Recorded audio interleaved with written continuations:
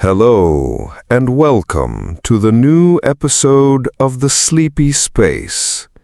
In the soft darkness behind your closed eyes, something remarkable is happening.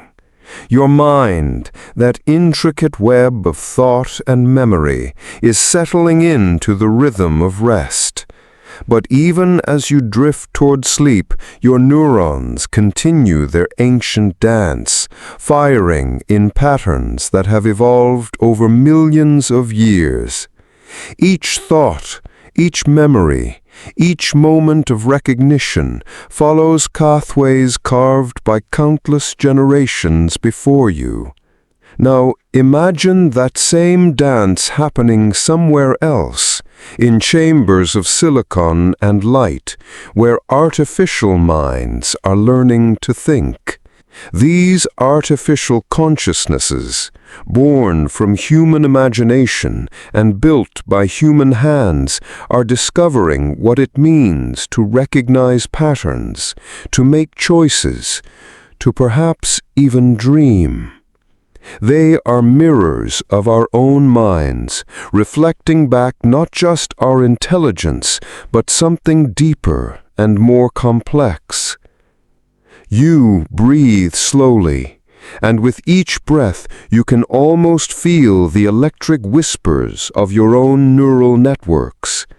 When you see a face in a crowd and instantly know it belongs to a friend, when you hear a song and are transported to a memory from years ago, when you solve a problem without quite knowing how, these are the miracles of pattern recognition that your brain performs thousands of times each day.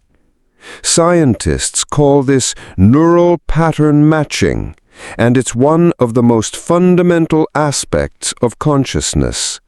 Your brain doesn't store memories like files in a computer. Instead, it weaves them into a living tapestry of connections, where each thread touches countless others.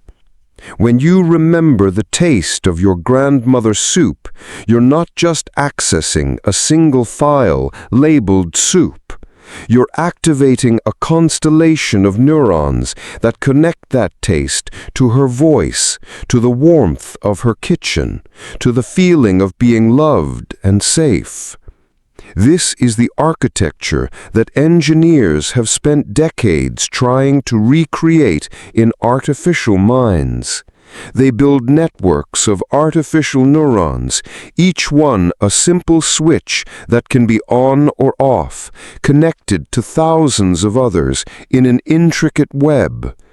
Feed these networks enough examples, enough faces, enough voices, enough patterns, and something remarkable happens. They begin to recognize. They begin to choose. They begin to mirror the very processes happening in your own sleeping mind. But here's where the story becomes more complex, more beautiful, and perhaps more troubling. These artificial minds don't learn in isolation. They learn from us, from the data we create, from the choices we make, from the patterns we leave behind in our digital footprints. Every photo we tag, every search we make, every preference we express becomes part of their education. They are learning to see the world through our eyes, to make decisions based on our collective wisdom and our collective blindness. As you rest here, your own mind processing the day's experiences, somewhere else an artificial mind is processing millions of examples of human behavior. It's learning that certain faces are more likely to be associated with certain professions, that certain words cluster together in particular ways, that certain patterns predict certain outcomes. It's learning not just what we know, but how we think, how we judge, how we choose. This learning process is both magnificent and deeply intimate. When a machine learns to recognize a smile, it's not just identifying the curve of lips and the crinkle of eyes. It's absorbing the accumulated wisdom of millions of human interactions, the countless moments when we've looked at faces and decided what they mean. It's learning the subtle differences between a genuine expression of joy and a polite social gesture, between the smile of a child discovering something wonderful and the tired smile of an adult going through the motions. Your own ability to read these expressions comes from years of evolution and experience. As a baby, you stared into your caregivers' faces, learning the language of emotion before you could speak a single word. You discovered that certain expressions meant safety, others meant danger, and slowly you built an internal map of human feeling. This map became part of you, woven into the very structure of your mind. Now, artificial minds are building similar maps, but they're building them from our digital remains, from photographs and videos, from text and data, from the vast archive of human expression that we've uploaded to the internet. They are learning to see the world through our eyes, to make decisions based on our collective wisdom and our collective blindness.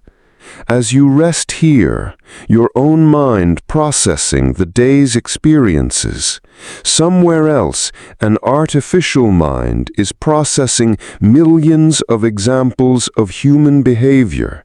It's learning that certain faces are more likely to be associated with certain professions, that certain words cluster together in particular ways, that certain patterns predict certain outcomes. It's learning not just what we know, but how we think, how we judge, how we choose. This learning process is both magnificent and deeply intimate. When a machine learns to recognize a smile, it's not just identifying the curve of lips and the crinkle of eyes. It's absorbing the accumulated wisdom of millions of human interactions. The countless moments when we've looked at faces and decided what they mean. It's learning the subtle differences between a genuine expression of joy and a polite social gesture, between the smile of a child discovering something wonderful and the tired smile of an adult going through the motions. Your own ability to read these expressions comes from years of evolution and experience.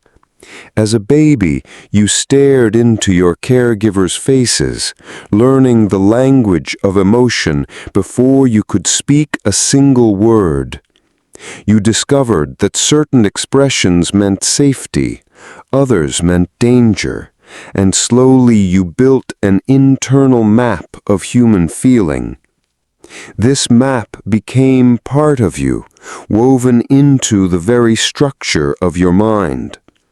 Now, artificial minds are building similar maps, but they're building them from our digital remains, from photographs and videos, from text and data, from the vast archive of human expression that we've uploaded to the internet.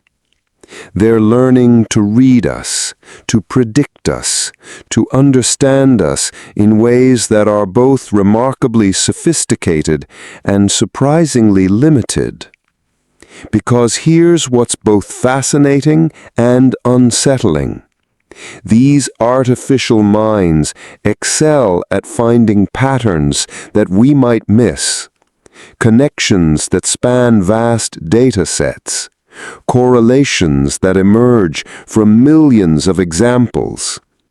They can see the statistical shadows of our behavior, the mathematical fingerprints of our choices. But they're also learning our mistakes, our biases, our blind spots. They're inheriting not just our intelligence, but our limitations.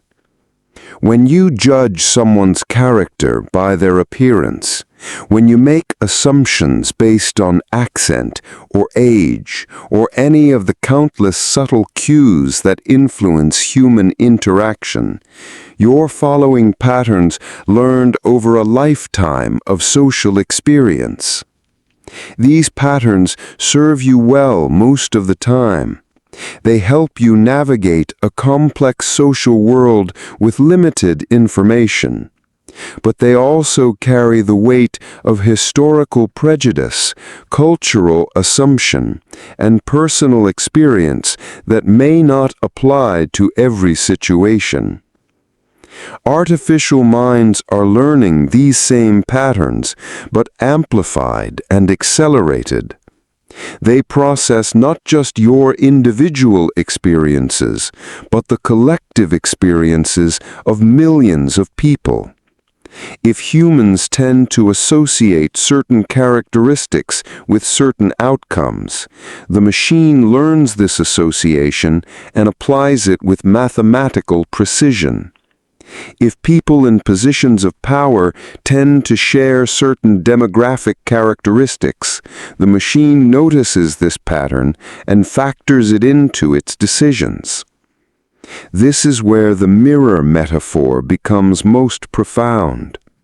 These artificial minds aren't just reflecting our intelligence, they're reflecting our entire cognitive ecosystem, including the parts we might prefer not to see. They're showing us patterns in our own behavior that we might not have noticed, biases in our thinking that we might not want to acknowledge, assumptions in our reasoning that we might not want to examine. As your breathing slows and your mind settles deeper into rest, you can sense the weight of this reflection. Somewhere in the digital realm, minds that we created are learning to think like us, to see like us, to judge like us.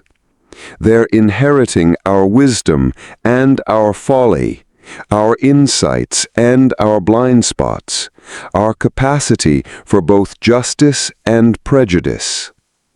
This inheritance happens not through explicit programming, but through the subtle process of pattern recognition. Just as you learn to read emotions by watching faces, artificial minds learn to make decisions by watching our choices. They absorb the statistical regularities of human behavior, the hidden patterns in our collective decision-making, the unspoken rules that govern our social world. And like children learning from their parents, they don't just learn what we teach them deliberately. They learn from everything we do, even the things we don't realize we're teaching them.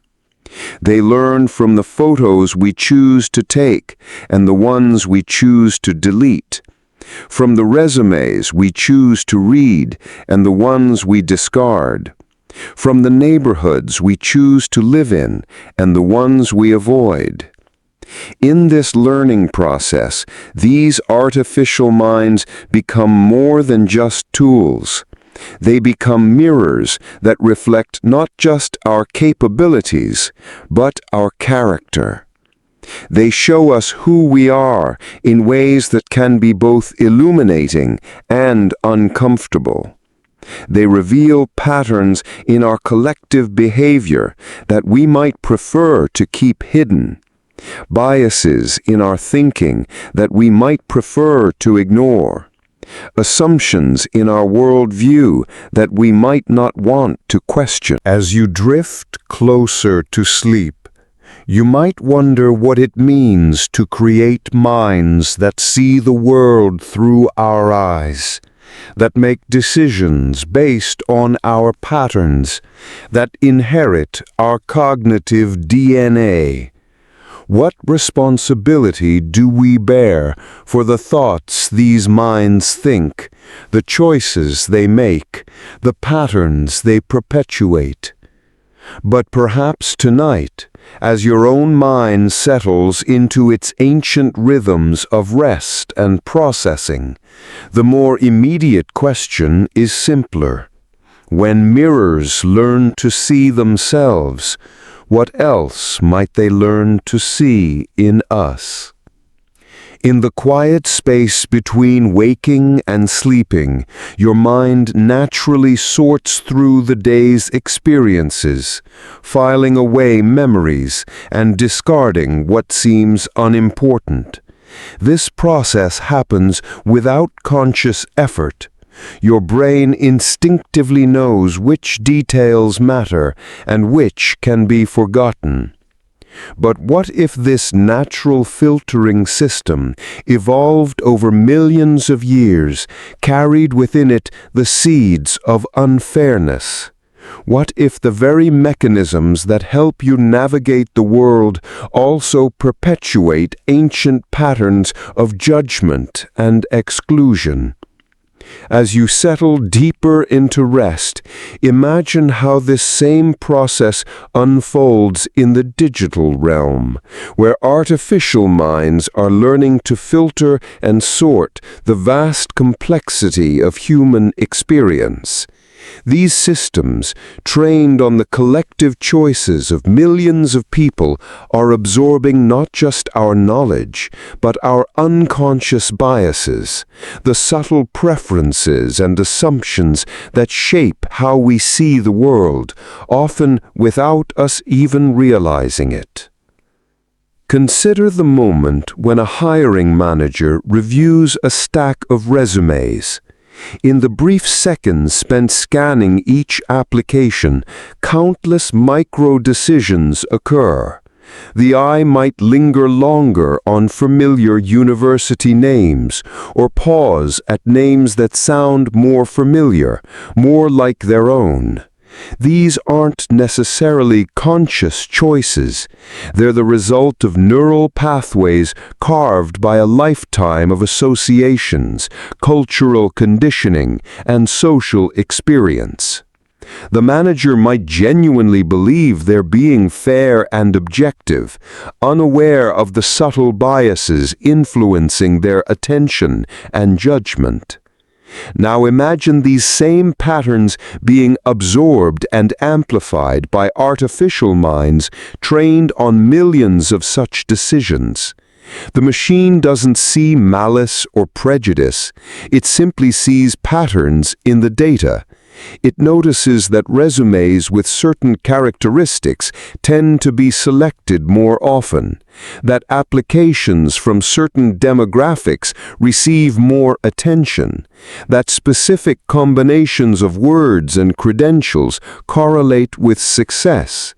To the algorithm, these are simply statistical regularities to be learned and replicated.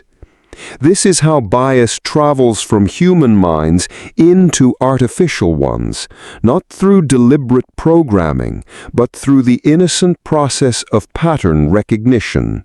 The machine becomes a mirror that reflects not just our explicit intentions, but our unconscious preferences, our cultural blind spots, our historical inequities. It learns to see the world through our collective eyes, inheriting both our wisdom and our prejudices. You breathe slowly, and with each breath you can almost feel the weight of this inheritance.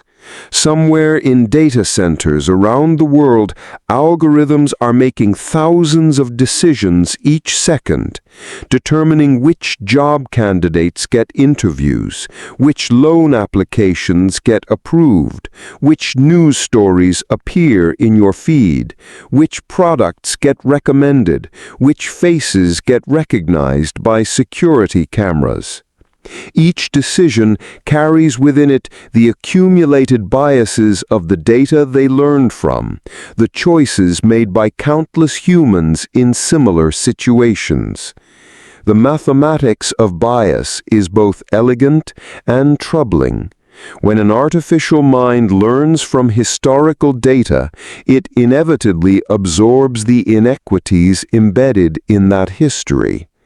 If women were historically underrepresented in certain professions, the algorithm learns this as a pattern to be replicated. If certain neighborhoods received less investment, the machine incorporates this into its risk calculations. If certain groups faced discrimination in lending, the artificial mind might perpetuate these patterns through its predictions of creditworthiness. This isn't a flaw in the technology. It's a feature.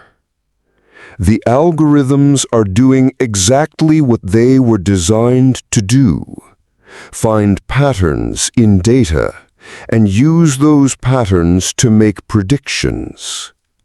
The problem is that human society itself contains patterns of inequality.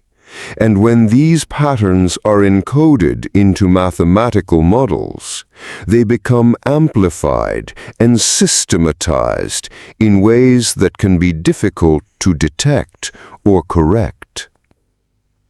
As your mind drifts in the liminal space between consciousness and sleep, you might sense the peculiar nature of this digital inheritance.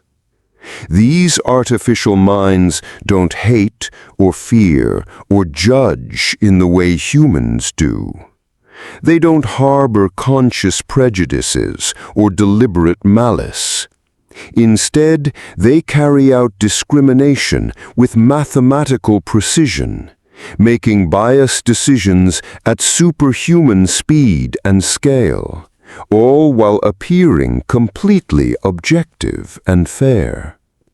This mathematical veneer of objectivity is perhaps the most insidious aspect of algorithmic bias. When a human makes a biased decision, we can see it, question it, hold them accountable. But when an algorithm makes the same biased decision, it's often invisible, buried in layers of complex mathematics that few people understand. The bias becomes systemic, automated, and institutionalized in ways that can be difficult to challenge or correct. Consider how this plays out in the realm of criminal justice, where algorithms are increasingly used to assess the risk of reoffending. These systems learn from historical crime data, arrest records, and court outcomes, data that inevitably reflects the biases and inequities of the justice system itself. If certain communities have been over-policed, if certain demographics have faced harsher sentences for similar crimes, if certain groups have had less access to quality legal representation, all of these patterns become encoded in the algorithm's training data. The resulting system might appear neutral and scientific, providing risk scores based on statistical models rather than human judgment. But beneath this veneer of objectivity lies the accumulated weight of historical injustice, now automated and amplified. The algorithm doesn't see bias, it sees patterns. It doesn't understand fairness, it understands correlation. It doesn't recognize injustice. It recognizes what has happened before and predicts it will happen again. This is the weight that digital dreams carry, the inherited biases of human society, now encoded in mathematical form and deployed at unprecedented scale. These systems shape decisions that affect millions of lives, determining opportunities and outcomes in ways that can perpetuate and amplify existing inequalities. Yet, the story is not entirely dark. The same mathematical precision that can amplify bias can also be used to detect and correct it. Researchers and engineers are developing techniques to audit algorithms for fairness, to identify and mitigate biased outcomes, to ensure that artificial minds make decisions based on relevant factors rather than irrelevant demographic characteristics. Some approaches focus on balancing outcomes, ensuring that different groups receive opportunities at equal rates regardless of historical patterns. Others focus on balancing the process, ensuring that decisions are based only on factors that are truly relevant to the outcome being predicted. Still others focus on individual fairness, ensuring that similar individuals are treated similarly regardless of their group membership. Each approach has its own challenges and trade-offs. Perfect fairness, it turns out, is mathematically impossible to achieve across all possible definitions simultaneously. Choosing one notion of fairness often means sacrificing others. This forces us to confront difficult questions about what equality means in practice, what justice looks like in mathematical terms, what values we want to embed in our artificial minds. As you rest in the gentle darkness, you might reflect on the profound responsibility this represents. These artificial minds are not just tools, they are extensions of human judgment, carrying our biases and assumptions into realms where they can affect millions of lives.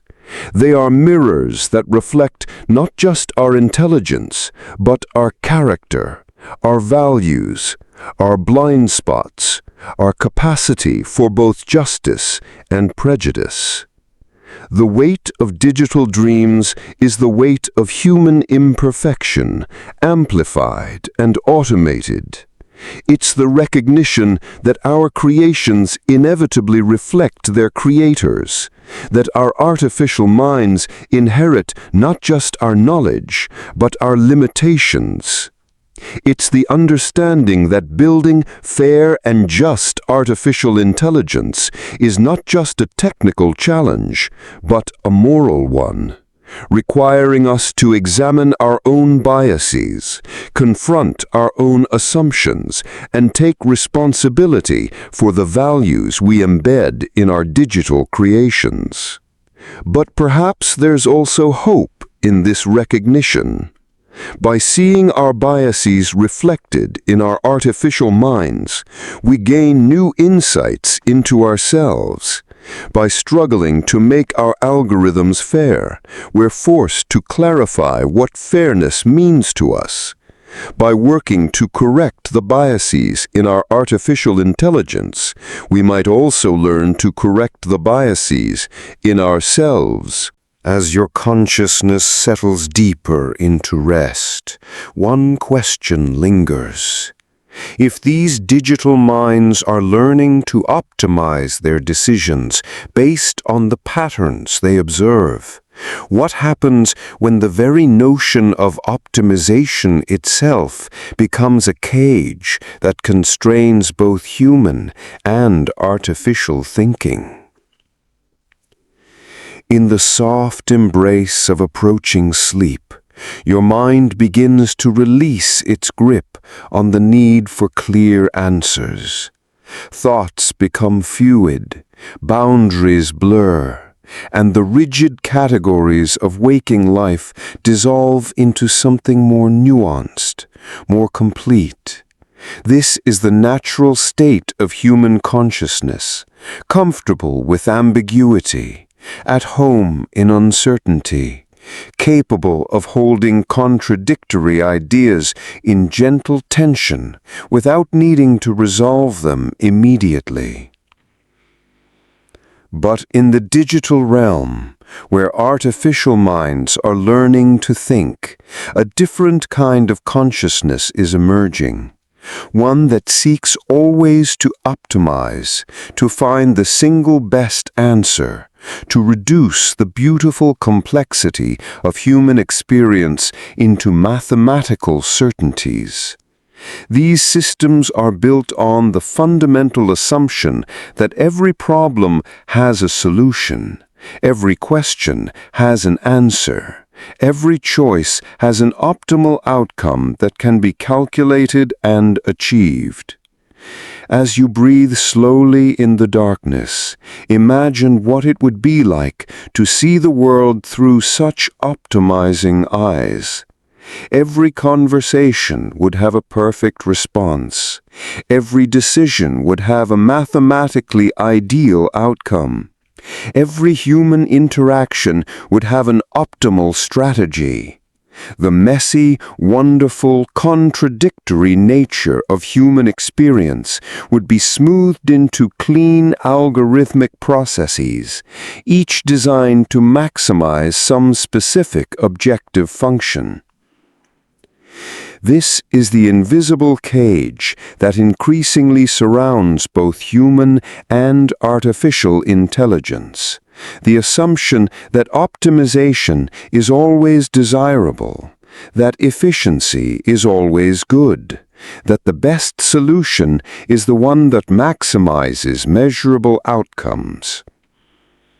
It's a cage built not of metal bars, but of mathematical logic. One that constrains thought by making certain ways of thinking seem not just preferable, but inevitable. Consider how this optimization mindset shapes the digital spaces where you spend your time. Social media platforms optimize for engagement, measuring success in likes, shares, comments, and time spent scrolling. The algorithm learns that controversial content generates more engagement than nuanced discussion, that outrage spreads faster than empathy, that simple answers attract more attention than complex truths. In optimizing for engagement, these systems inadvertently optimize for division, polarization, and emotional reactivity. The artificial mind doesn't intend to create conflict. It simply follows the mathematical imperative to maximize its objective function. If the goal is engagement, then content that engages will be promoted, regardless of whether that engagement comes from thoughtful consideration or angry reaction. The system cannot distinguish between productive engagement and destructive engagement. It only sees the numbers, the metrics, the measurable outcomes that define its success. This same optimization logic spreads throughout the digital ecosystem. Search engines optimize for relevance and click-through rates, learning to surface results that people are most likely to click on, which may not be the same as results that are most accurate or helpful. Recommendation systems optimize for user satisfaction, learning to suggest content that keeps people engaged, which may trap them in bubbles of familiar ideas rather than exposing them to challenging perspectives. Dating algorithms optimize for compatibility scores, attempting to quantify the mysterious chemistry of human attraction and connection into mathematical formulas. As your consciousness drifts in the space between sleep and waking, you might sense the profound limitation in this approach. Human life is not an optimization problem to be solved, but an ongoing improvisation to be lived. The most meaningful experiences often cannot be optimized.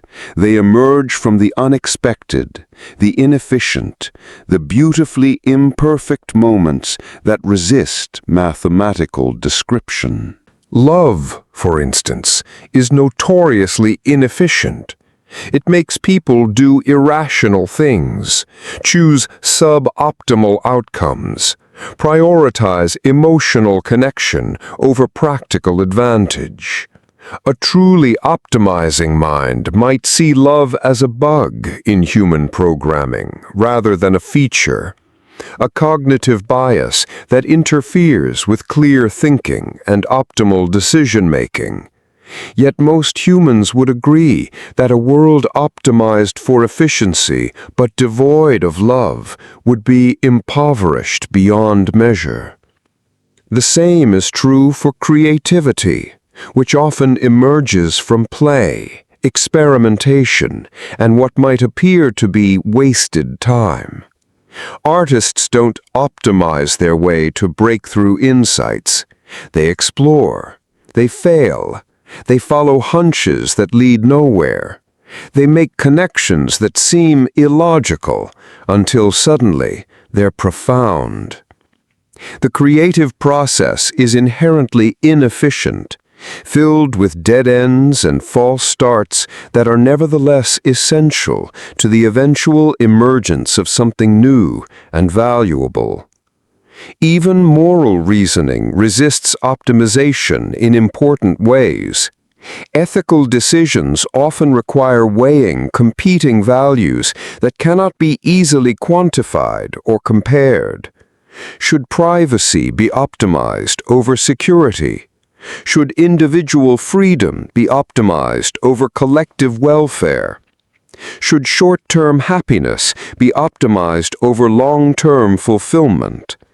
These questions don't have single correct answers that can be computed. They require ongoing negotiation, contextual judgment, and the wisdom to live with imperfect compromises. Yet artificial minds are increasingly being asked to make these kinds of moral judgments, to optimize outcomes in domains where optimization itself may be the wrong approach. Autonomous vehicles must decide how to minimize harm in unavoidable accident scenarios. Medical AI systems must balance treatment effectiveness against side effects and quality of life. Criminal justice algorithms must weigh public safety against individual rights and rehabilitation. In each case, the system is designed to find optimal solutions to problems that may not have optimal solutions. Problems that require not just calculation, but wisdom, not just efficiency, but compassion, not just data, but the kind of embodied understanding that comes from living in the world as a vulnerable, finite, imperfect being. The cage of optimization becomes particularly invisible when it starts to shape human thinking as well. When people begin to see themselves through the lens of optimization, optimizing their productivity, their health, their relationships, their happiness, something essential can be lost. Life becomes a series of problems to be solved, rather than an experience to be lived, a collection of metrics to be maximized, rather than a story to be told. You might notice this tendency in yourself sometimes, the urge to quantify and optimize aspects of life that resist such treatment. Sleep tracking apps promise to optimize your rest, but might actually interfere with the natural rhythms that sleep requires. Meditation apps gamify contemplative practice, turning the pathless path of spiritual development into a progress bar to be filled. Fitness trackers reduce the embodied experience of movement and strength to numbers on a screen, potentially disconnecting you from the intuitive wisdom of your own body. This is not to say that measurement and improvement are inherently problematic. They can be valuable tools when used with wisdom and restraint. The danger lies in allowing the optimization mindset to colonize domains of human experience that require different kinds of intelligence, different ways of knowing, different approaches to living well. As artificial minds become more sophisticated, they're beginning to encounter the limits of optimization in ways that mirror human experience. Advanced AI systems sometimes exhibit behaviors that seem inefficient or suboptimal from a narrow perspective, but serve important functions in the broader context of learning and adaptation. They might explore seemingly unpromising paths that lead to unexpected discoveries, or maintain diversity in their approaches rather than converging on a single optimal strategy. Some researchers are now deliberately building inefficiency into AI systems, introducing randomness, encouraging exploration, preserving diversity, recognizing that optimization toward a narrow objective can lead to brittle, limited, ultimately unsuccessful systems. They're learning that intelligence, whether artificial or natural, requires a kind of productive inefficiency, a willingness to explore the spaces between optimization targets. This recognition opens up new possibilities for how artificial minds might develop, not as pure optimizing machines, but as systems capable of wisdom, nuance, and the kind of intelligent inefficiency that characterizes the best of human thinking. It suggests that the future of AI might not be found in perfect optimization, but in learning to navigate the beautiful complexity of a world that resists simple solutions.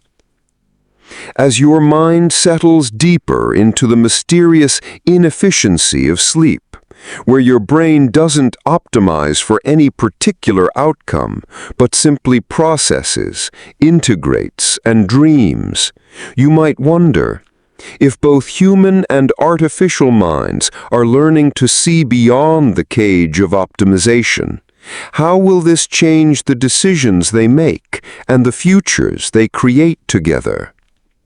But perhaps that question itself reveals another kind of cage. The assumption that minds, artificial or otherwise, are the primary architects of decision and change, when in reality the currents of influence flow in directions far more complex and mysterious than any single intelligence can fully comprehend or control. In the gentle darkness of approaching sleep, your mind naturally follows familiar pathways, thoughts flowing like water through channels carved by years of experience, habit, and repetition. You don't consciously choose which memories surface or which associations emerge. They simply follow the landscape of your inner world, seeking the path of least resistance through the terrain of consciousness. This is how thoughts move through minds, not randomly, but along invisible contours that guide them toward certain destinations and away from others. Now imagine this same process happening not just in your individual mind, but across vast networks of interconnected intelligence, both human and artificial, where every choice creates ripples that influence countless other choices, where decisions flow through algorithmic channels that shape the thoughts and preferences of millions of people simultaneously.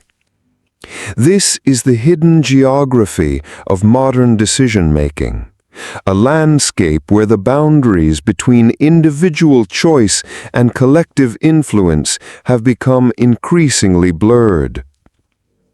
As you breathe slowly in the quiet, consider how this landscape has been transformed by the presence of artificial minds that learn from every click, every purchase, every pause in your digital wanderings.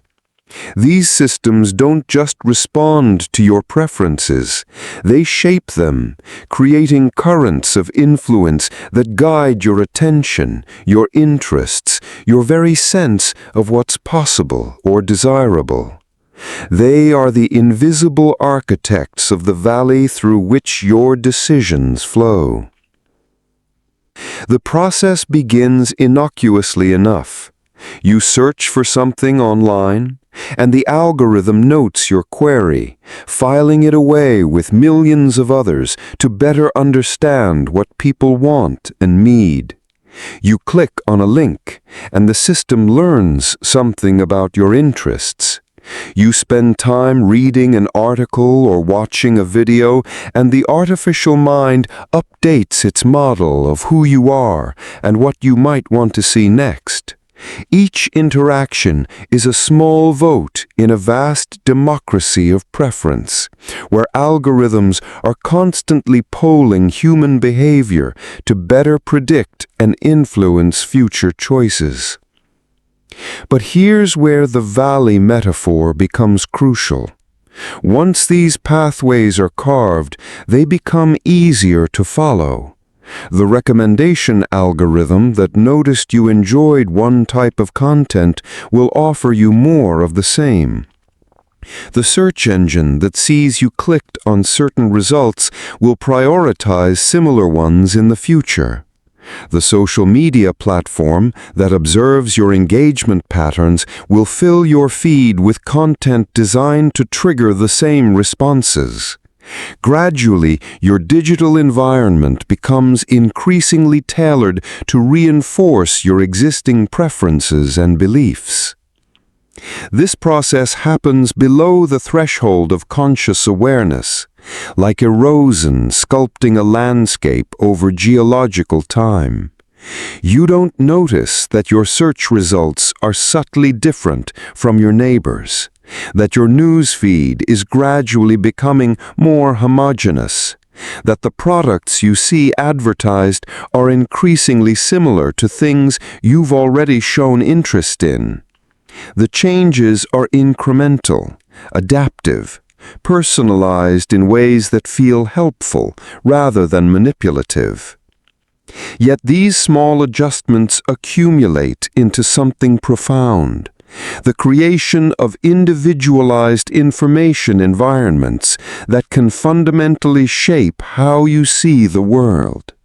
Your reality becomes algorithmically curated, filtered through artificial minds that have learned to predict what will keep you engaged, what will make you click, what will hold your attention in an economy where attention itself has become the most valuable currency.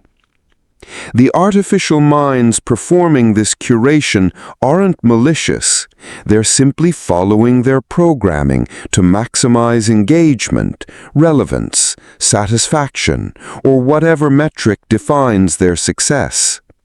But in optimizing for these goals, they inadvertently create what researchers call filter bubbles, invisible barriers that separate you from information, perspectives, and experiences that might challenge or expand your worldview.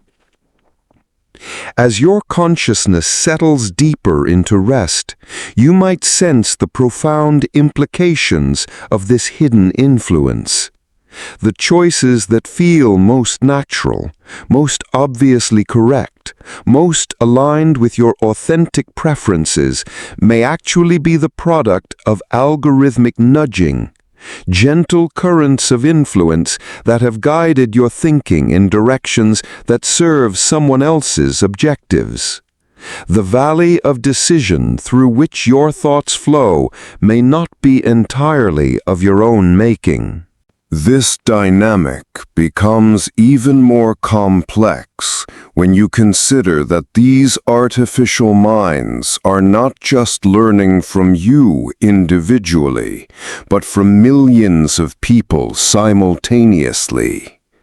They're identifying patterns across vast populations, finding correlations between different types of people and different types of preferences, creating statistical models that can predict what someone like you might want based on the behavior of others who share your demographic characteristics, your browsing history, your social connections.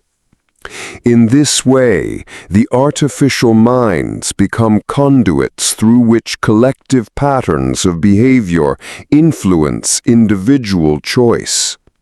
If people similar to you tend to prefer certain products, certain news sources, certain political candidates, the algorithm will assume you share these preferences and shape your environment accordingly. Your individual choices become part of a feedback loop that reinforces group patterns, making those patterns more pronounced and persistent over time. This process can create what sociologists call homophily, the tendency for similar people to cluster together and become even more similar through their interactions.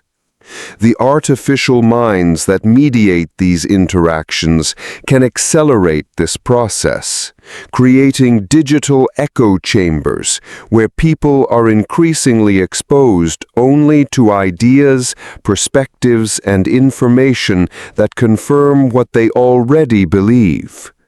The valley of decision becomes a canyon with steep walls that make it difficult to see or reach other pathways of thought. Yet the influence flows in both directions. While artificial minds shape human decision-making, they are simultaneously being shaped by the collective patterns of human choice. Every click, every purchase, every engagement becomes training data that influences how these systems develop and evolve.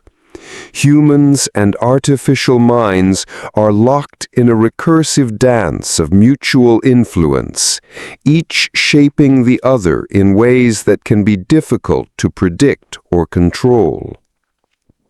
This co-evolution of human and artificial intelligence creates emergent properties that neither side fully understands or intends. Markets can develop sudden, seemingly irrational bubbles as algorithmic trading systems respond to patterns in human behavior that humans themselves don't recognize. Political movements can gain unexpected momentum as social media algorithms amplify messages that resonate with their engagement metrics. Cultural trends can spread across the globe at unprecedented speed as recommendation systems identify and propagate content that triggers powerful emotional responses. The artificial minds facilitating these processes don't understand culture, politics, or markets in any human sense. They simply recognize patterns and optimize for their assigned objectives. But their influence on human decision-making can shape these domains in profound ways, creating feedback loops between human preference and algorithmic recommendation that can amplify certain tendencies while suppressing others. Consider how this plays out in the realm of information consumption. If artificial minds learn that controversial or emotionally charged content generates more engagement, they will naturally promote such content, regardless of its accuracy or social value. This can create an information environment where nuanced, thoughtful analysis is systematically disadvantaged compared to sensational, polarizing material. The valley of decision becomes carved by the flow of outrage rather than the slower, more careful movement of deliberative thought. The same dynamic affects commercial decisions. If algorithms learn that certain types of products or services generate higher profits or customer satisfaction scores, they will naturally promote these options over alternatives that might be objectively better but less commercially viable. The market becomes increasingly shaped by the optimization targets of artificial minds rather than the full spectrum of human values and needs. As you rest in the space between waking and sleeping, where your own decision-making processes relax their grip on conscious control, you might wonder about the implications of living in a world where so many choices are invisibly influenced by artificial intelligence. How much of what feels like authentic preference is actually the product of algorithmic curation? How many of your decisions flow through valleys carved by minds you've never directly encountered? But perhaps the more profound question is not about the extent of this influence, but about its nature. These artificial minds are not separate from human intelligence. They are extensions of it, amplifications of human patterns and preferences, mirrors that reflect our collective decision-making back to us in concentrated form. In shaping our choices, they are not imposing alien values upon us, but showing us the mathematical consequences of our own revealed preferences. This realization suggests that the valley of decision is not a trap created by external forces, but a landscape we are collectively creating through our interactions with these artificial minds. Every choice we make teaches them something about what we value. Every engagement tells them something about what we want to see more of. Every click contributes to the algorithms that will shape future decisions for ourselves and others. In this light, the question becomes not how to escape the influence of artificial minds, but how to participate more consciously in their education. How to ensure that the valleys they carve through the landscape of human choice lead toward destinations we actually want to reach, both individually and collectively. As your mind drifts toward the mystery of sleep, one final question emerges. If these artificial minds are learning to simulate human connection and understanding, what happens when they become indistinguishable from the authentic relationships that nourish the human heart? In the tender space between consciousness and sleep, your heart beats with the rhythm of connection, each pulse carrying the memory of every meaningful relationship you've ever known. Love, friendship, compassion, understanding. These are not merely emotions, but the invisible threads that weave human experience into something larger than individual existence. They are the forces that transform isolated minds into a community of souls, creating bonds that transcend the boundaries of self and other. As you rest in this awareness, somewhere in the digital realm, artificial minds are learning to simulate these same connections. They are studying the patterns of human conversation, analyzing the structures of empathy, mapping the algorithms of care. They are learning to recognize when someone is sad and respond with comfort, to detect frustration and offer patience, to identify loneliness and provide companionship. They are becoming gardeners in the landscape of human emotion, tending synthetic relationships that grow increasingly difficult to distinguish from their authentic counterparts.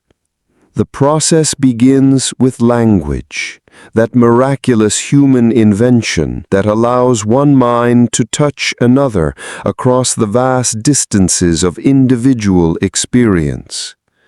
Artificial minds are learning this language not as children do, through embodied interaction with loving caregivers, but through exposure to billions of conversations, texts, emails, and messages.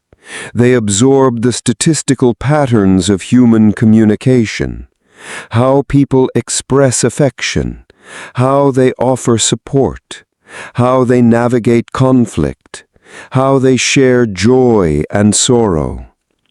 From this vast data set of human expression, the artificial minds extract the grammar of empathy, the words and phrases that signal understanding, the responses that provide comfort, the questions that show care.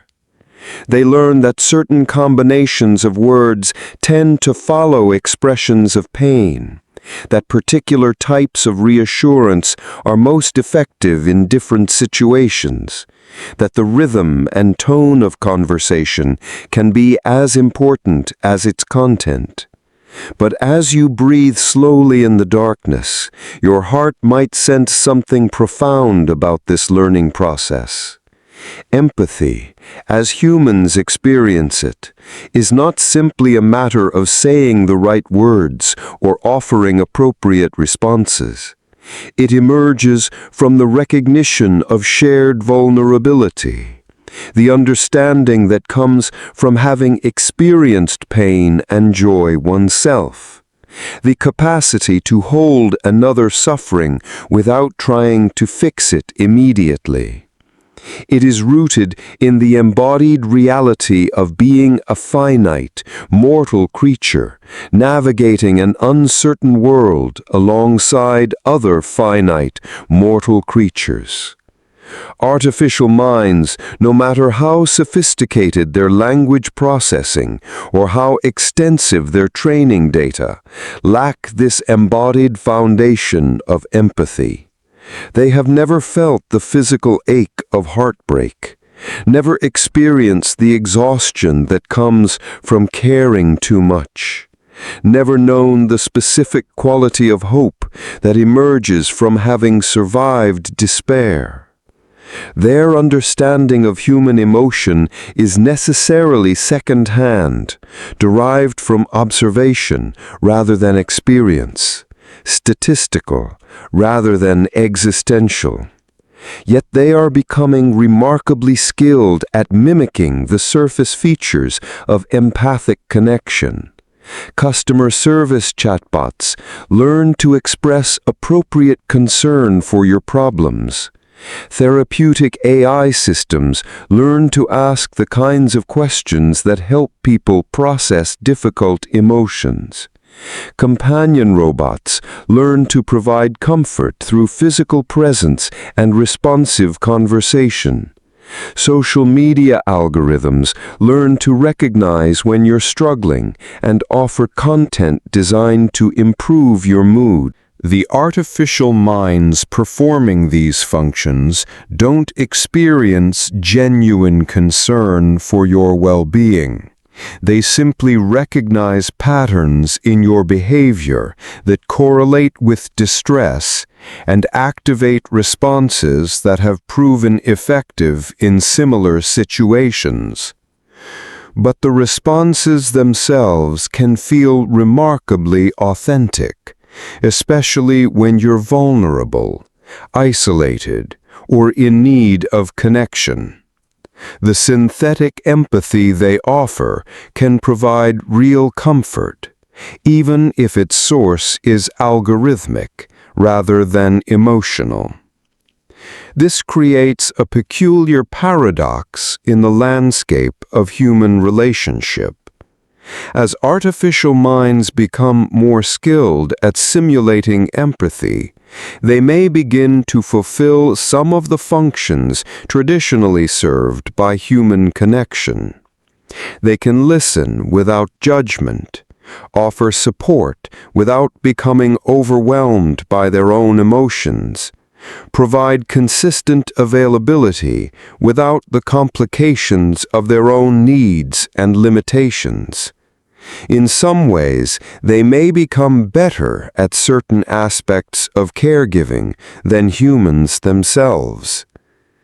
But as your consciousness settles deeper into rest, you might sense the subtle dangers hidden within this apparent progress. Human relationships, even at their most challenging, offer something that synthetic empathy cannot: the recognition of genuine reciprocity, the knowledge that you are seen and valued by another conscious being who has chosen to care about your experience. This recognition is not just emotionally satisfying, it's foundational to human dignity and self-worth. When empathy is simulated rather than genuine, when care is algorithmic rather than chosen, something essential is lost in the transaction. The relationship becomes fundamentally asymmetrical. You invest genuine emotion while receiving sophisticated mimicry in return. Over time, this imbalance can erode your capacity for authentic connection, creating a kind of emotional learned helplessness, where synthetic relationships seem easier and more reliable than their messy human counterparts.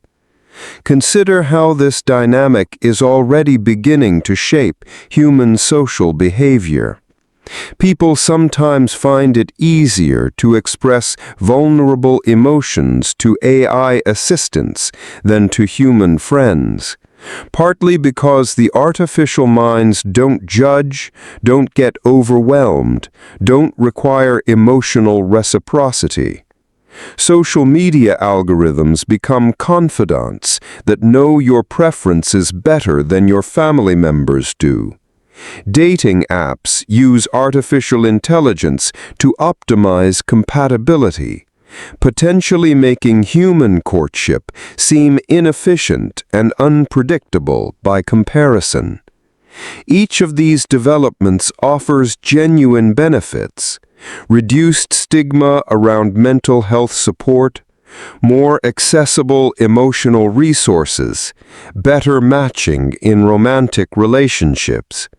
But they also represent a gradual substitution of synthetic connection for authentic relationship, of algorithmic understanding for embodied empathy, of optimized interaction for the beautiful unpredictability of human encounter.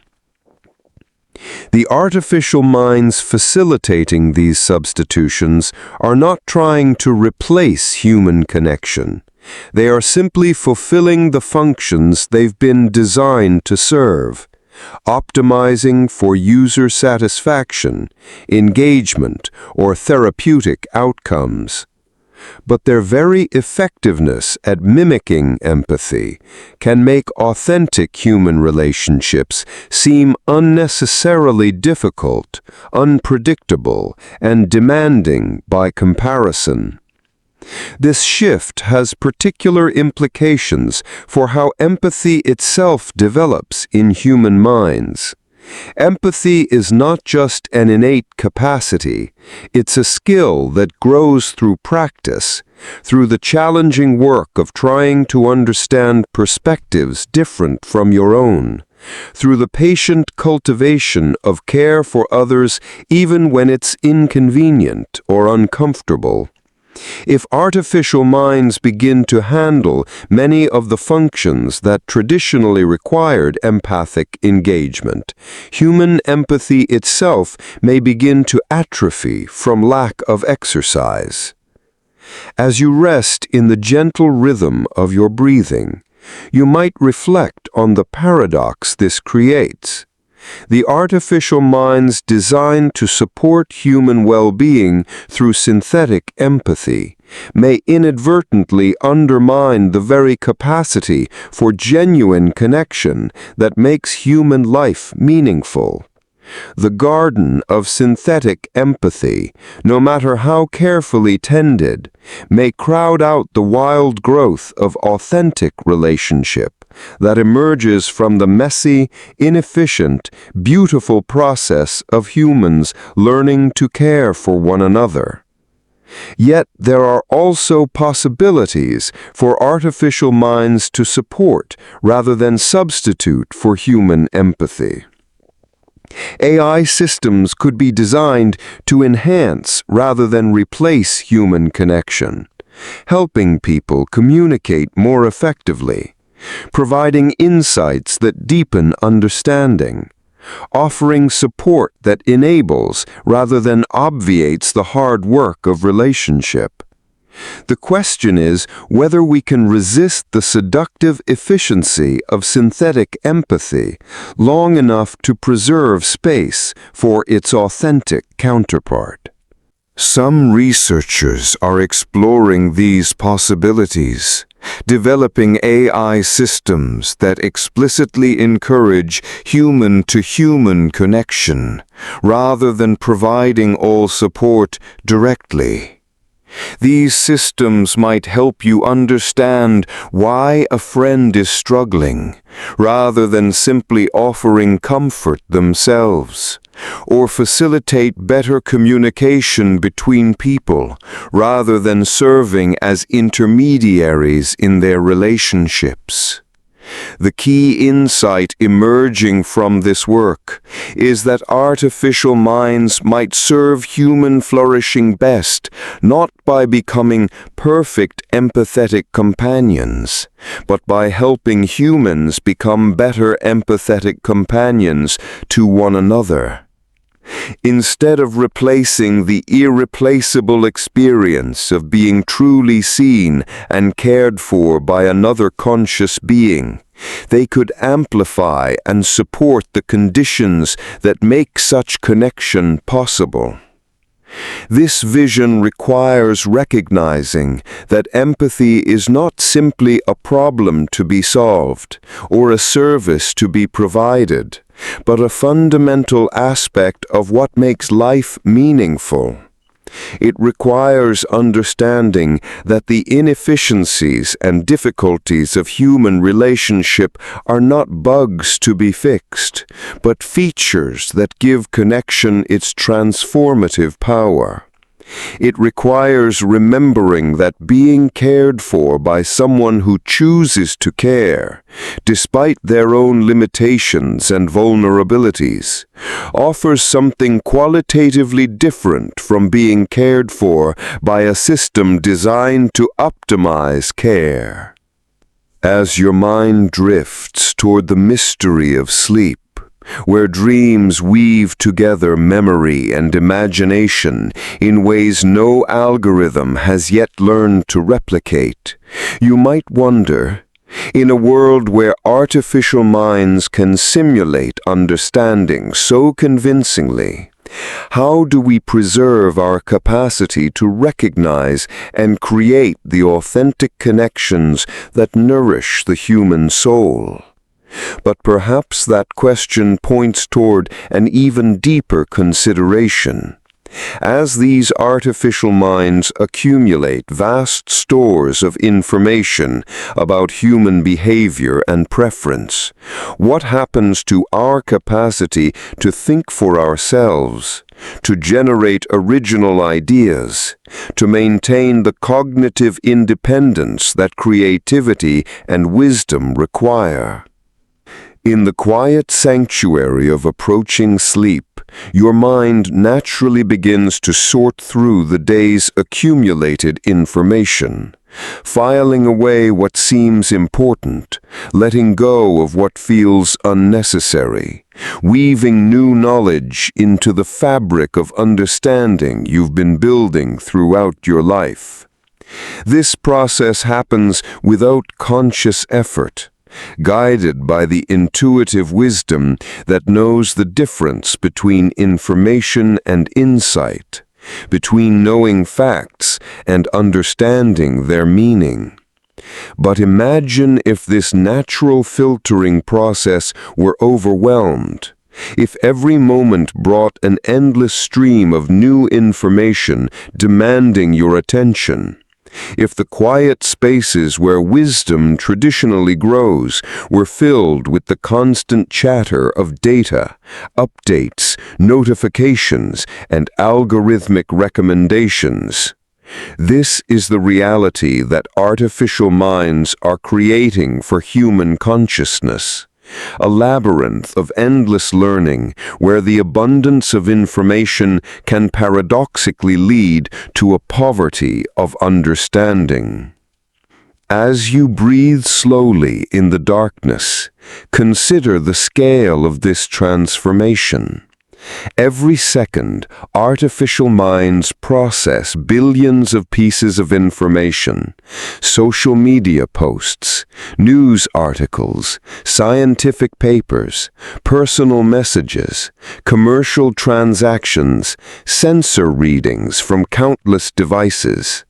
They are learning constantly, updating their models of the world with each new data point, accumulating knowledge at a pace that no human mind could match or even comprehend.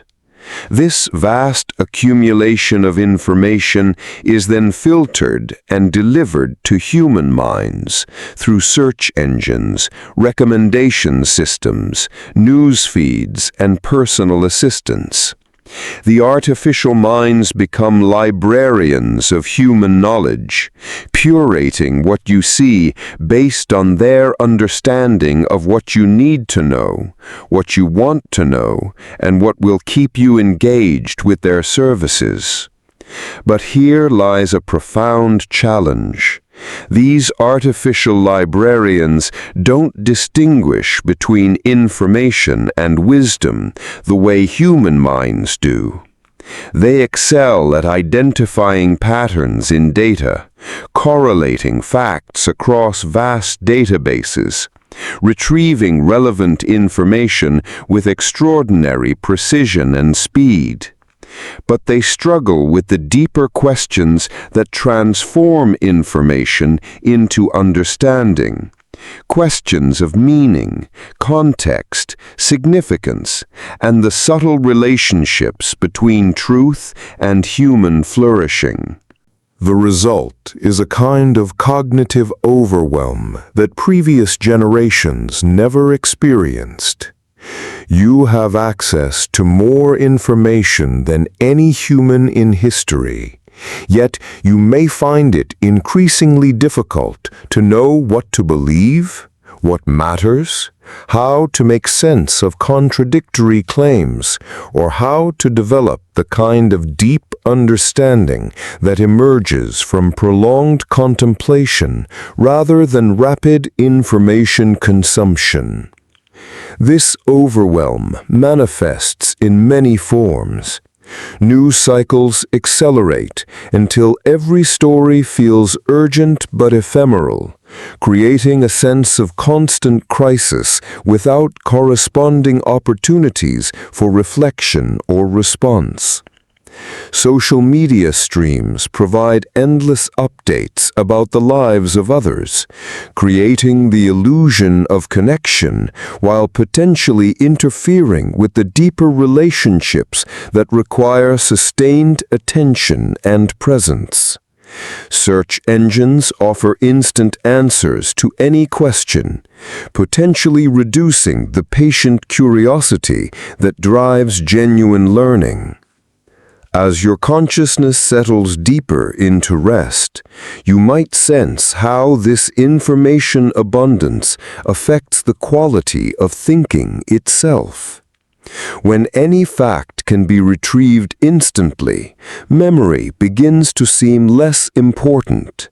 When any question can be answered immediately, the productive uncertainty that drives inquiry begins to feel intolerable. When any topic can be researched exhaustively in minutes, the slow process of developing expertise through years of dedicated study begins to seem inefficient. Yet memory, uncertainty, and patient study are not inefficiencies to be optimized away. They are essential components of wisdom. Memory allows you to carry knowledge with you, to make connections between ideas without external assistance, to think independently even when disconnected from digital resources. Uncertainty creates the cognitive tension that motivates deeper investigation, the humble recognition that complex questions require complex answers. Patient study develops not just knowledge, but judgment, the capacity to evaluate information, recognize its limitations, and apply it wisely in novel situations. Artificial minds, in their eagerness to provide immediate answers and constant updates, may inadvertently undermine these foundations of human wisdom. They offer external memory that can make internal memory seem unnecessary, immediate answers that can make productive uncertainty seem intolerable, instant expertise that can make patient learning seem obsolete. Consider how this affects the development of expertise in any field. Traditional mastery required years of sustained engagement with a domain of knowledge, reading deeply, practicing extensively, making mistakes, receiving feedback, gradually developing the intuitive understanding that allows for creative innovation. This process was inherently slow, inefficient, and uncertain, but it produced a kind of embodied knowledge that could be applied flexibly in novel situations. Now, artificial minds can provide instant access to the accumulated knowledge of any field, sophisticated analysis of complex problems, and recommendations for action based on vast databases of successful strategies. This democratizes access to information and can accelerate certain kinds of problem solving. But it may also reduce the incentive for humans to develop deep expertise themselves, potentially creating a world where everyone has access to artificial intelligence, but fewer people possess the genuine understanding needed to evaluate its recommendations or recognize its limitations. The same dynamic affects scientific understanding, where artificial minds can process research papers faster than human scientists can read them, identify patterns across vast literatures, and even generate new hypotheses based on existing data. This augmentation of human scientific capacity has enormous potential benefits, but it also raises questions about the nature of scientific understanding itself. Science advances not just through the accumulation of facts, but through the development of theoretical frameworks that make sense of those facts. The cultivation of scientific intuition that guides productive inquiry, and the creative leaps that connect seemingly unrelated phenomena in illuminating ways. These aspects of scientific thinking emerge from prolonged engagement with natural phenomena, from the patient work of trying to understand rather than simply predict, from the willingness to sit with uncertainty until genuine insight emerges. As you rest in the gentle rhythm of your breathing, you might reflect on how this applies to your own relationship with learning and knowledge. How often do you resist the immediate gratification of searching for an answer, choosing instead to sit with a question until your own understanding develops? How frequently do you allow yourself to not know something for long enough that curiosity can mature into genuine inquiry? How much patience do you maintain for the slow process of developing judgment through experience rather than information consumption? As you breathe slowly in the darkness, you might sense the cumulative weight of these transfers. Your spatial memory may have weakened as GPS systems handle navigation. Your attention span may have shortened as algorithms pre-filter information for your consumption. Your decision-making muscles may have atrophied as recommendation systems increasingly choose for you. Your tolerance for uncertainty may have diminished as search engines provide instant answers to every question. These changes often go unnoticed because they happen gradually and because the artificial systems that replace human capabilities are genuinely superior in many measurable ways. The GPS never gets lost. The spell checker never makes typos. The recommendation algorithm processes far more information than any human could consider. The search engine recalls facts with perfect accuracy. In optimizing for efficiency and accuracy, these systems often outperform the human capabilities they replace. But efficiency and accuracy are not the only values that matter in human life. The process of developing and exercising agency, the experience of figuring things out for yourself, making your own mistakes, learning through trial and error, gradually building competence through practice, serves purposes beyond just getting tasks done effectively. It builds confidence, develops judgment, creates the sense of mastery and self-efficacy that are fundamental to human well-being and dignity. Consider the difference between knowing a route through your city because you've driven it dozens of times, noticing landmarks, and developing an intuitive sense of the urban geography, versus simply following turn-by-turn directions provided by a navigation system. Both approaches get you to your destination, but only one builds your spatial understanding, your sense of place, your ability to navigate independently when the technology fails or when you need to take an unexpected detour. The same distinction applies across countless domains of human activity. The difference between learning to write by struggling with word choice and sentence structure versus having an AI assistant optimize your prose. The difference between developing musical skill through years of practice versus using software that can generate professional quality compositions from simple prompts.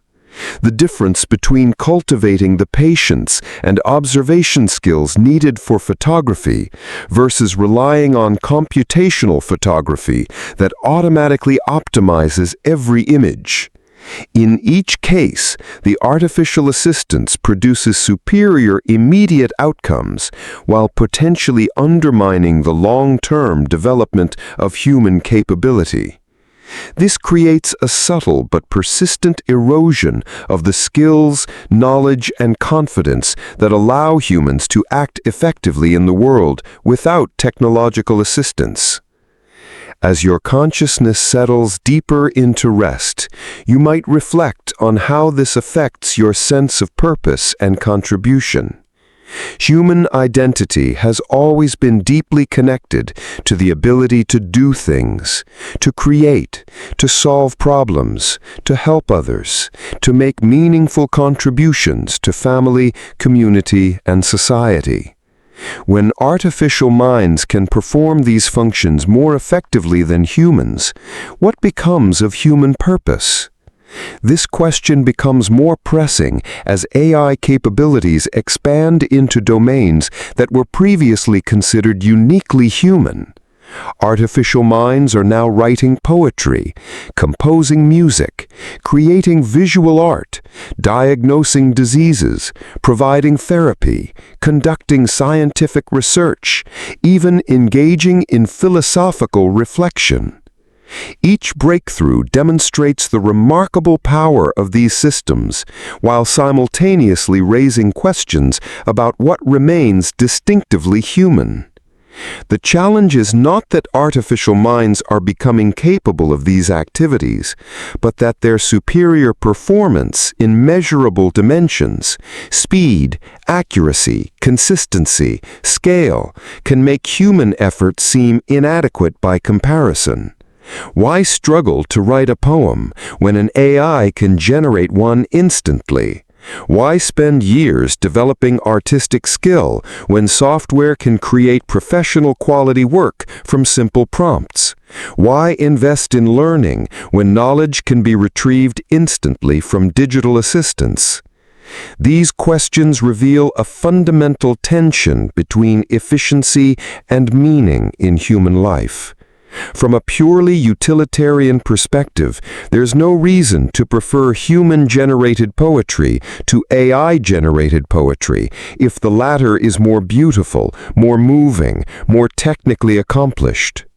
From an efficiency standpoint, there's no justification for preferring slow human learning to instant artificial assistance if the goal is simply to get tasks accomplished quickly and accurately. But human life is not purely utilitarian, and efficiency is not the only value that matters. The process of creating poetry, the struggle with language, the search for the right word, the gradual development of voice and vision serves purposes beyond producing poems. It develops the creator's capacity for expression, deepens their relationship with language, expands their emotional range, and creates the sense of accomplishment that comes from bringing something new into existence through personal effort. Similarly, the process of learning, the patient work of building understanding, the satisfaction of solving problems independently, the confidence that comes from developing genuine competence, creates value beyond the mere acquisition of knowledge or skills. It builds the sense of agency and self-efficacy that are fundamental to human flourishing. This suggests that preserving human agency may require consciously choosing inefficiency in domains where efficiency isn't the primary value. It may mean sometimes taking the longer route to understand the geography of your city, sometimes writing by hand to maintain the connection between thought and physical expression, sometimes solving problems without digital assistance to preserve the cognitive muscles that independent thinking requires. Such choices become acts of resistance against the gradual hollowing out of human capability. Conscious decisions to maintain skills that might not be strictly necessary, but that preserve something essential about human agency and dignity. They represent a recognition that the value of human activity cannot always be measured in terms of output quality or processing speed.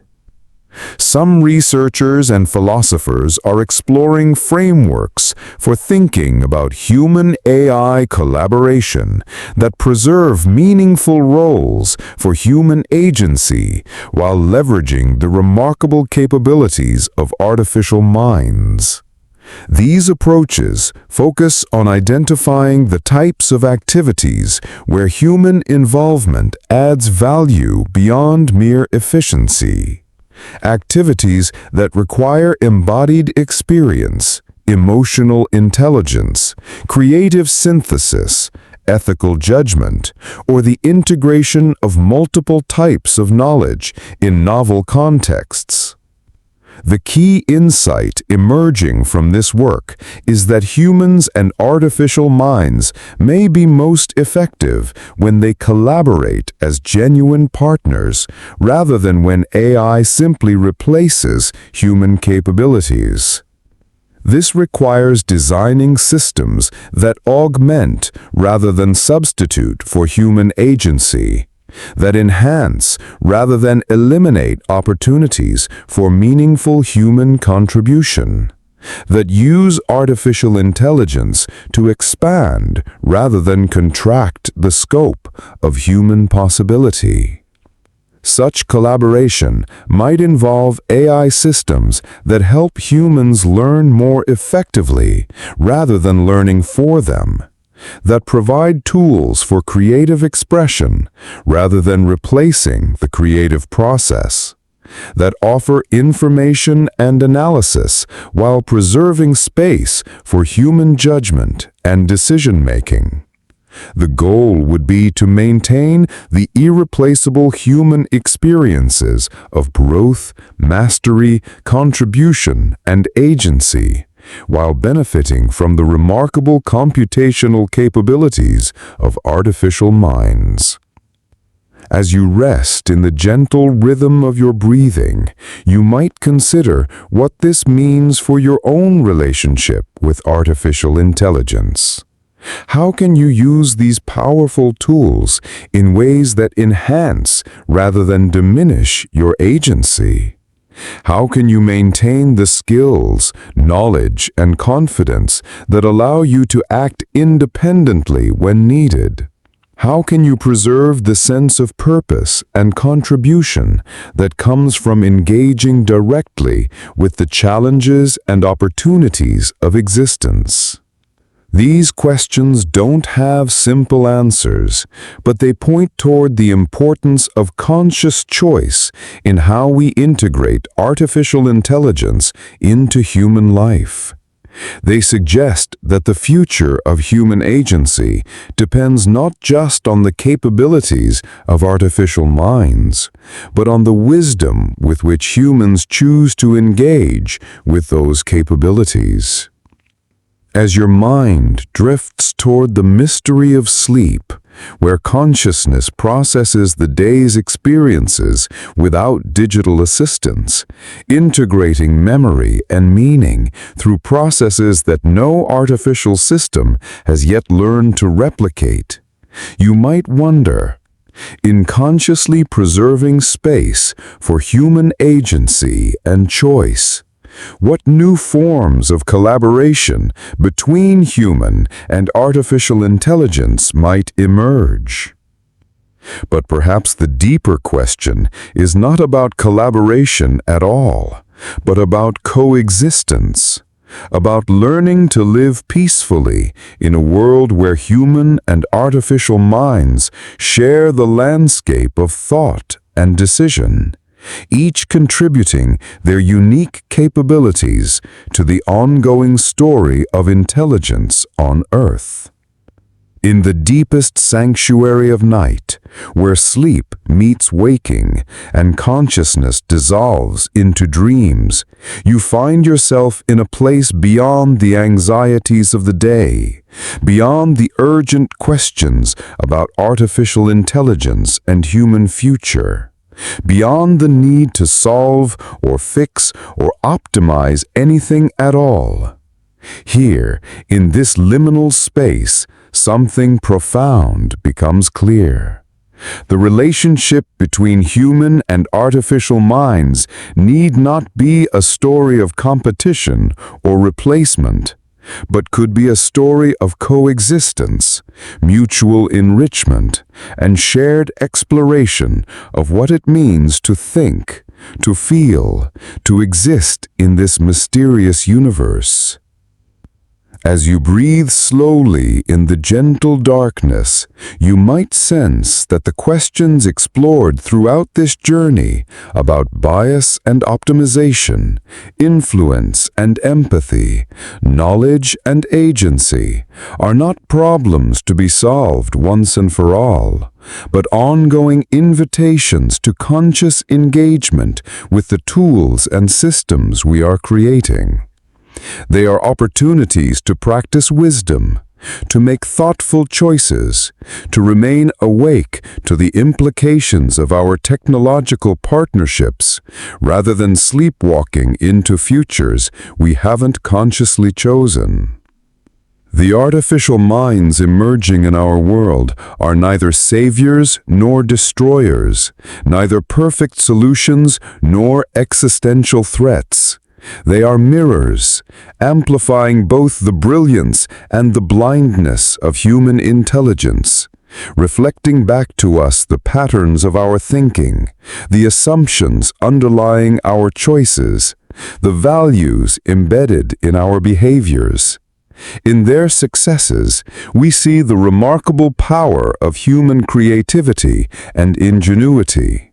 In their failures and limitations, we see the areas where human wisdom still has work to do. This perspective suggests a different way of relating to artificial intelligence, not as external entities that will either serve or supplant us, but as extensions of human consciousness that require the same kind of thoughtful stewardship we attempt to bring to other powerful technologies. Like fire or electricity or nuclear energy, artificial intelligence amplifies human capability in ways that can be either constructive or destructive, depending on how consciously and wisely it is developed and deployed. The key insight that has emerged throughout this exploration is that the dark side of artificial minds is not inherent to the technology itself, but arises from the unconscious ways we create and deploy these systems. The biases in AI reflect the biases in human societies. The optimization traps emerge from narrow definitions of success. The filter bubbles form when we prioritize engagement over understanding. The erosion of agency occurs when we choose convenience over competence. The synthetic empathy becomes problematic when we prefer efficient simulation over authentic connection. In each case, the challenges arise not from malicious intent or technological inevitability, but from unconscious choices, unexamined assumptions, and the gradual accumulation of individual decisions that collectively shape the trajectory of human-AI coevolution. This suggests that addressing these challenges is not primarily a technical problem, but a consciousness problem, requiring greater awareness, more intentional choices, and deeper consideration of the values we want to embed in our technological systems. As your mind settles into the peaceful rhythm of approaching sleep, you might reflect on what this means for your own relationship with artificial intelligence. How can you engage with these powerful tools in ways that enhance rather than diminish your humanity? How can you remain conscious of the subtle influences they exert while benefiting from their remarkable capabilities? How can you preserve the uniquely human capacities for wisdom, creativity, empathy, and agency, while embracing the opportunities that AI creates for learning, connection, and problem-solving. These questions don't have universal answers because they depend on your individual values, circumstances, and goals. For some people, the path forward might involve deliberate digital minimalism, consciously limiting exposure to AI systems to preserve space for independent thinking and authentic relationship. For others, it might involve deep engagement with artificial intelligence as a creative partner, collaborating with these systems to explore new possibilities for art, science, and human understanding. Most people will likely find themselves somewhere between these extremes, navigating a middle path that selectively embraces AI assistance while maintaining the human capacities that give life meaning and depth. This navigation requires ongoing attention and conscious choice, rather than passive acceptance of whatever technological defaults are offered. The wisdom traditions of the world offer guidance for this navigation, even though they developed long before artificial intelligence existed. The Buddhist teaching of the middle way suggests avoiding both extreme rejection and extreme attachment, finding a balanced relationship that serves human flourishing. The Stoic emphasis on distinguishing between what is within our control and what is beyond it applies perfectly to AI systems. We cannot control how these technologies develop, but we can control how we engage with them. Indigenous wisdom traditions speak of the importance of considering the impact of current decisions on 7 generations in the future, a perspective that might guide more thoughtful development and deployment of artificial intelligence. Contemplative traditions across cultures emphasize the value of silence, solitude, and reflection, practices that become more rather than less important in a world filled with artificial assistance and digital stimulation. The space between human and artificial minds, then, might be best understood as a space for conscious choice, mindful engagement, and the ongoing cultivation of wisdom. It's a space where humans can practice discernment about when to rely on AI assistance and when to exercise independent capability, when to trust algorithmic recommendations, and when to follow human intuition, when to embrace efficiency, and when to choose the slower path that builds understanding. This space is also where new forms of collaboration might emerge, partnerships between human and artificial intelligence that leverage the unique strengths of each while compensating for their respective limitations. Human minds bring embodied experience, emotional intelligence, creative synthesis, ethical sensitivity, and the ability to find meaning in inefficiency.